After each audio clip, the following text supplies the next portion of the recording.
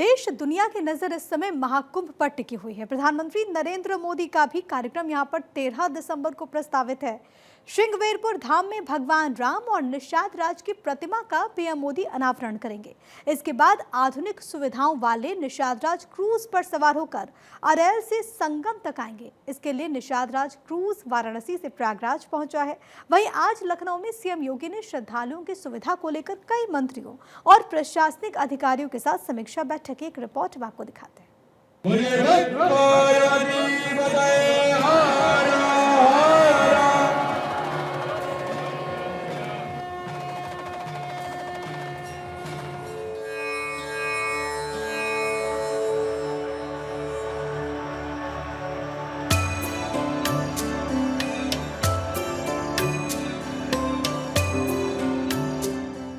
मोदी योगी का राज, कुंभ का शानदार होगा आगाज।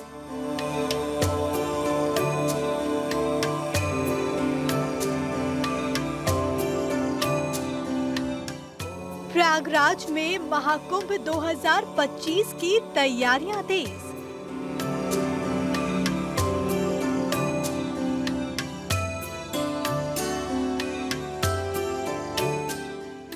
पीएम मोदी के दौरे से पहले भव्य तैयारियां।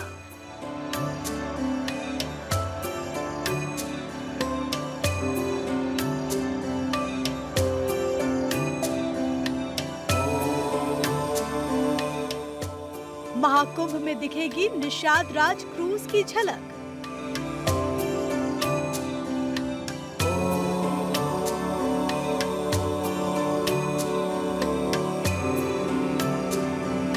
संगम नगरी एक बार फिर से आस्था के सैलाब में डूबने के लिए तैयार हो रही है।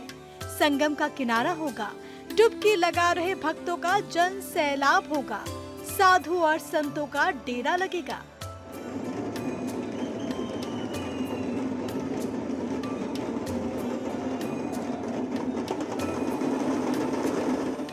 इस शहर में वैसे तो हर साल कुंभ लगता है, लेकिन महाकुंभ की तैयारी खास हो रही है क्योंकि भक्ति भाव का ऐसा संगम लगता है जिसकी कल्पना कोई नहीं कर सकता।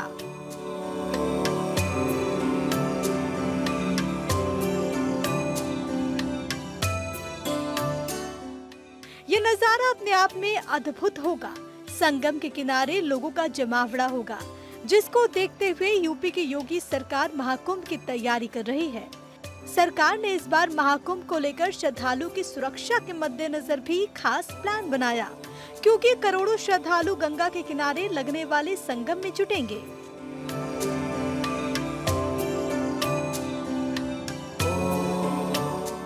महाकुंभ 2025 को सनातन धर्म का सबसे बड़ा आयोजन बनाने के लिए प्रतिबद्ध उत्तर प्रदेश सरकार इसे दिव्य और भव्य बनाने में कोई कसर नहीं छोड़ना चाहती। महाकुंभ के लिए प्रयागराज आने वाले श्रद्धालु की सुविधा के साथ ही इस आयोजन को उनके लिए यादगार बनाने के लिए कई प्रयास किए जा रहे हैं। इसके लिए खुद सीएम योगी ने महाकुंभ का मोर्चा संभाल रखा है।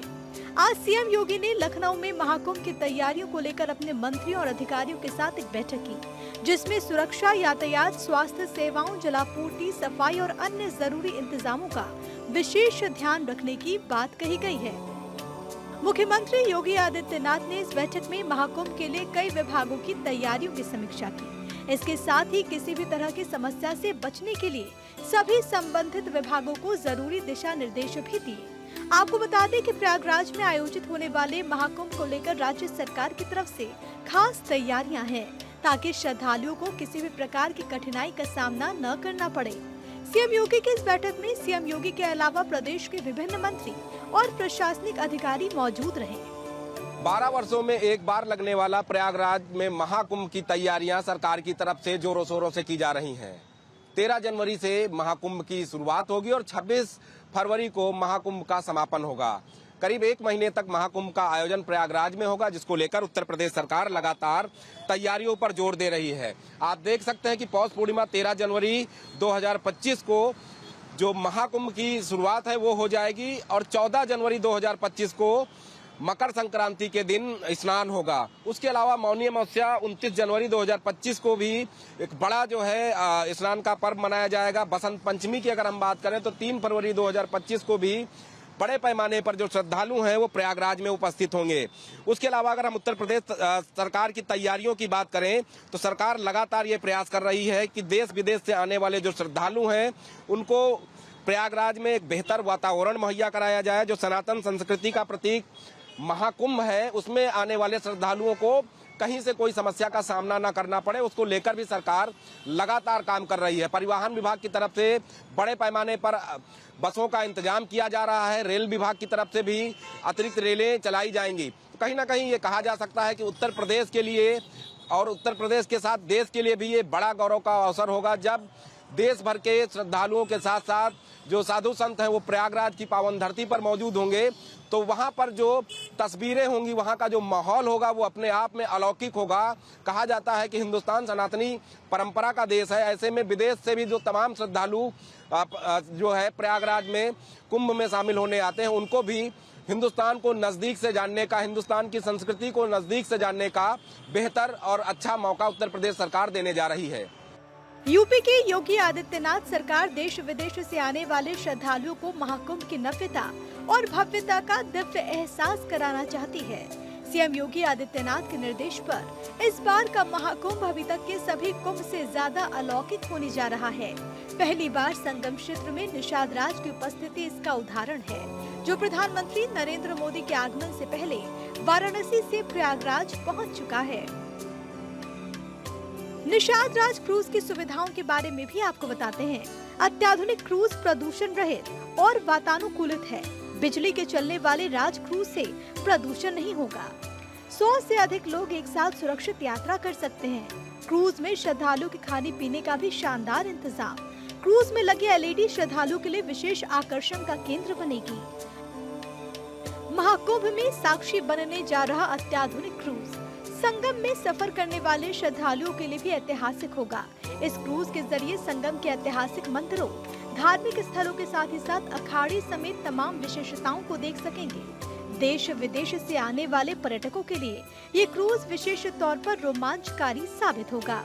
पद पखार अरुलई चरणामृत हर्षित नाव चलाई, केवट भाग्य सराही देवगण सकल सृष्टि भर लाई। तो ये संगम नगरी प्रयागराज है। संगम नगरी प्रयागराज निषाद राज क्रू की वह धरती है जिसमें मर्यादा पुरुषोत्तम श्री राम को निषाद राज ने नदी पार कराई थी, यानी गंगा नदी को निषाद राज ने पार कराया था। और उसी नदी को पार कराने के लिए अब मोदी सरकार ने क्रूज उतारी है, जो कि संगम नगरी प्रयागराज से काशी जाएगी, और वो भी दिव्यता और भव्यता के साथ। तो यहाँ के निषादों में खासा उत्साह और खुशी है। निषाद राज के जो वंशज हैं डॉक्टर बी के कश्यप, वो हमारे साथ खुद मौजूद है। उनसे जानकारी हम लेते हैं कि कैसी खुशी है। क्या कहेंगे डॉक्टर साहब? नमस्कार। मैं तो सबसे पहले जो है धन्यवाद देना चाहूँगा अपने माननीय मुख्यमंत्री जी को, यशस्वी श्री प्रधानमंत्री नरेंद्र दामोदर मोदी जी को, जिन्होंने हमारी प्रार्थना स्वीकार की। जब क्रूज की बात आई कि प्रयागराज से क्रूज चलेगी संगम नगरी से और बनारस तक जाएगी, तो पहले आप हवाई यात्रा करते थे, रोड यात्रा करते थे। अब जल यात्रा भी आप प्रयागराज से कर सकते हैं। प्रयागराज से लेके बनारस तक आप जो है निषाद क्रूज से जा सकते हैं। मैंने निषाद क्रूज आपको इसलिए बताया कि माननीय हमारे प्रधानमंत्री मोदी जी और हमारे यशस्वी मुख्यमंत्री योगी जी, जिन्होंने जो है नाम दिया निषाद राज क्रूज, क्योंकि हम लोगों की मांग थी बहुत दिनों से कि यहाँ कुछ ऐसा होना चाहिए जिससे समाज और दुनिया में जो है बातें जाएं, लोग समझें। क्योंकि प्रयाग की नगरी सिंगवेरपुर ये निषादों से ही जाना जाता है। सिंगवेरपुर महर्षि सिंगी जी और निषाद राज से ही जाना जाता है। आपको पता होगा कि सिंगवेरपुर में जो है निषाद राज का भव्य किला आज भी वहाँ है। भगवान जब अयोध्या में चले थे तो सिंगवेरपुर में ही जो उन्होंने विश्राम किया, फिर दूसरे दिन वहाँ पर जो है नौका द्वारा जो है पार हुए। इस वजह से माननीय हमारे योगी जी, हमारे माननीय प्रधानमंत्री जी, आप लोगों ने बहुत ही अच्छा विचार विमर्श किया और जो हमारा प्रयास था कि इस क्रूज का नाम निषाद राज क्रूज होना चाहिए, क्योंकि प्रयाग से चलेगा बनारस तक, अब बनारसी जाएंगे लोग यहाँ से और वहाँ से आएंगे यात्रा के लिए। इस वजह से बड़ी अपार खुशी है सारे निषाद समुदाय में। जिस तरह से डॉक्टर साहब यहाँ पर निषादों में पूरी एकता है, आप जश्न भी मनाया है उन्होंने, तो यहाँ जो प्रयागराज है, प्रयागराज से काशी को जोड़ने वाला ये पूरा कनेक्टिंग कवरेज के लिए निकला है ये क्रूज, उस क्रूज के आ जाने से क्या फर्क पड़ेगा पर्यटन को? सबसे बड़ी बात मैं भारत 24 न्यूज़ चैनल के माध्यम से ये कहना चाहूँगा कि फर्क तो हर छोटी और बड़ी चीज़ों से भी पड़ता है।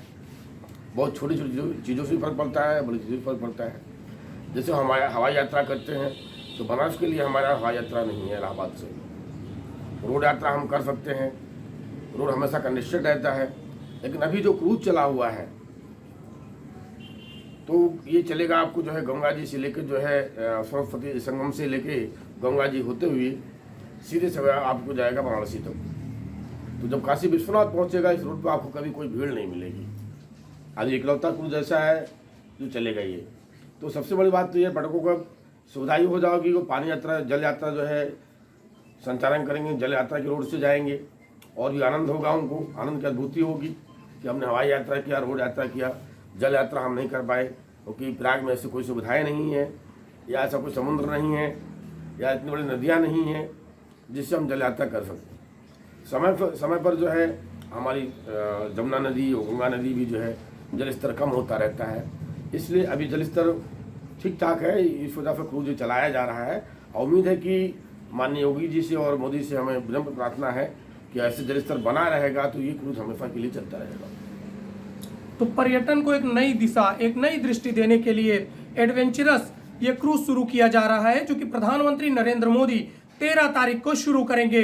इसके शुरू हो जाने से देश और विदेश के जो तीर्थयात्री आएंगे उन्हें वाटर में चलकर सीधे बनारस पहुंचने का आनंद प्राप्त होगा और ये सारी सुख सुविधाओं से युक्त होगा, जिसको लेकर विशेष तैयारियां भी की जा रही हैं। इस क्रूज के चल जाने से विशेष रूप से पर्यटन क्षेत्र को बढ़ावा तो मिलेगा ही, साथ में धार्मिक आध्यात्मिक नगरियों को आपस में जुड़ने के लिए कनेक्टिंग डिवाइस भी मिलेगी। देश दुनिया की नजर इस समय महाकुंभ पर टिकी है। प्रधानमंत्री नरेंद्र मोदी का भी कार्यक्रम यहाँ 13 दिसंबर को प्रस्तावित है।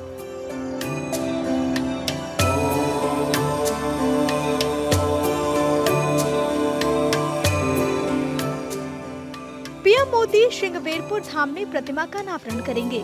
श्री राम और निषाद राज की प्रतिमा का अनावरण होगा। निषाद राज क्रूज पर सवार होकर अरैल से संगम तक आएंगे। मां गंगा को प्रणाम कर संगम स्नान कार्यक्रम की शुरुआत करेंगे। इसके बाद संगम तट पर गंगा आरती की योजना बनाई गई है, जिसके बाद बड़े हनुमान मंदिर और अक्षय वट का भी दर्शन होगा। इस कार्यक्रम के बाद मुख्यमंत्री योगी आदित्यनाथ के साथ पीएम मोदी परेड ग्राउंड सभा स्थल पर दुनिया भर के प्रमुख संतों और आध्यात्मिक नेताओं के साथ बातचीत करेंगे, जो महाकुंभ समारोह का एक और मुख्य आकर्षण होगा। ये सब कुछ इसलिए किया जा रहा है ताकि देश भर के श्रद्धालु प्रयागराज में लगने वाले महाकुंभ में आ सके और आस्था की डुबकी लगा सके। सोचिए, जब श्रद्धालुओं का मेला प्रयागराज में चारों दिशाओं से बढ़ेगा तो फिर महाकुंभ का जन सैलाब का नजारा कैसा होगा। ये हर बार की तरह इस बार भी अद्भुत होगा। Bureau report, Bharat 24। तो महाकुंभ को लेकर हुई बैठक में यूपी के परिवहन मंत्री दयाशंकर सिंह भी शामिल हुए। बैठक के बाद दयाशंकर सिंह ने भारत 24 से खास बातचीत की, आपको सुनवाते हैं।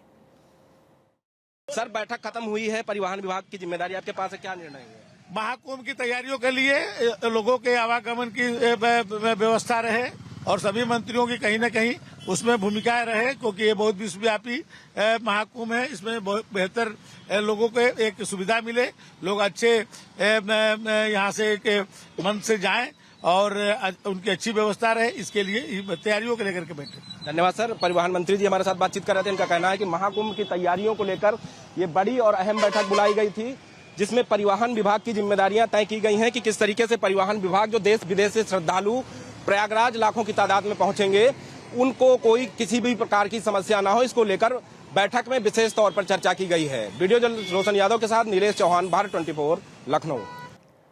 वहीं महाकुंभ को लेकर मुख्यमंत्री आवास पर हुई बैठक के बाद मंत्री कपिल देव अग्रवाल ने भी भारत 24 से खास बातचीत की, आपको सुनवाते हैं। खत्म हुई है, क्या एजेंडा था, किन मुद्दों पर चर्चा हुई? मिल्कीपुर का उपचुनाव है, उसकी तैयारी और जो प्रयागराज में महाकुंभ है उसकी तैयारी सभी प्रदेशों में माननीय मंत्रीगण जाएंगे राज्यपाल जी को, मुख्यमंत्री को निमंत्रण देने के लिए। इसी प्रकार का विषय आज के अंदर है। धन्यवाद सर हमसे बातचीत करने के लिए। तो उत्तर प्रदेश सरकार में मंत्री कपिल देव अग्रवाल जी हमारे साथ बात कर रहे थे। इनका कहना है कि आगामी कुंभ की तैयारी को लेकर और मिल्कीपुर में जो विधानसभा का उपचुनाव होना है उसको लेकर इस बैठक में अहम चर्चा की गई और मुख्यमंत्री की अध्यक्षता में यह बैठक हुई थी। वीडियो जर्नलिस्ट रोशन यादव के साथ नीलेश चौहान, भारत 24, लखनऊ। लखनऊ में मुख्यमंत्री आवास पर हुई बैठक में मंत्री दानिश आजाद भी शामिल हुए। इस दौरान मीटिंग में महाकुंभ को लेकर के क्या कुछ चर्चा हुई, इसको लेकर के उन्होंने भारत 24 से खास बातचीत की। उत्तर प्रदेश सरकार में मंत्री दानिश आजाद बैठक में शामिल होने के बाद निकल रहे हैं और हम इनसे बात करने का प्रयास करेंगे कि बैठक में किन मुद्दों को लेकर चर्चा की गई है। हालांकि कुंभ को लेकर यह बैठक बुलाई गई थी और कुंभ को लेकर बैठक में क्या चर्चा हुई, उसके अलावा क्या मुद्दे रहे। मंत्री जी, बैठक खत्म हुई, क्या मुद्दे थे?